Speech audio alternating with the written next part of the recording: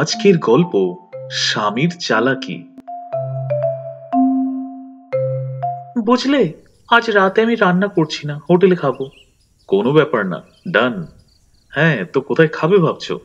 একটা মাঝামাঝি রেস্টুরেন্টে গেলেই হবে, কি বলো? মোটেই না, আজ ক্যান্ডেল লাইট ডিনার করব, রয়্যাল প্যালেস হোটেলে যাব। হুম, আচ্ছা, ঠিক আছে তবে। সন্ধ্যা 7টায় যাবো তো, তৈরি থেকো। অবশ্যই। সন্ধ্যা 6:30টায় গাড়িতে করে যেতে যেতে আজকাল ফুচকাওয়ালার সংখ্যা এই রাস্তায় বেশ বেড়েছে। এই জানো তো, একবার আমাদের বন্ধুদের সঙ্গে বাজি রেখে 30টা ফুচকা খেয়েছিলাম, আর বাজি জিতে গেছিলাম। এ আর এমন কি বাহাদুরি? বাহাদুরি? আমাকে আজ পর্যন্ত ফুচকা খাওয়াতে কেউ হারাতে পারেনি।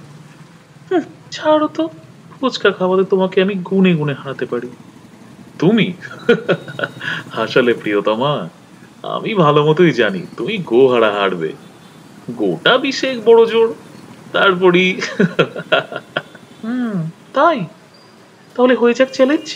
দাঁড় করো গাড়ি, এক্ষুনি। স্বামী 30টা ফুচকা খেয়ে কৃত্রিম ঢেকুর তুলে খাওয়া বন্ধ করে দিল। পেট তো স্ত্রীরও ভরে গেছিল, তবুও আরো একটা ফুচকা খেয়ে নিয়েই স্ত্রী খুশিতে আনন্দে চেঁচিয়ে উঠলেন, জিতে গেছি, জিতে গেছি। স্বামী স্মিত হাসি হেসে তার হার স্বীকার করে নিলেন। বিল এসেছিল 320 টাকা। আর স্ত্রী যখন ঘরে ফিরেছিলেন, তখন তিনি ছিলেন জেতার আনন্দে উৎফুল্ল। এটাকেই বলে ম্যানেজমেন্ট গুরু। সর্বনিম্ন বিনিয়োগের সর্বোচ্চ প্রাপ্তি এবং কর্মীর সম্পূর্ণ সন্তুষ্টি।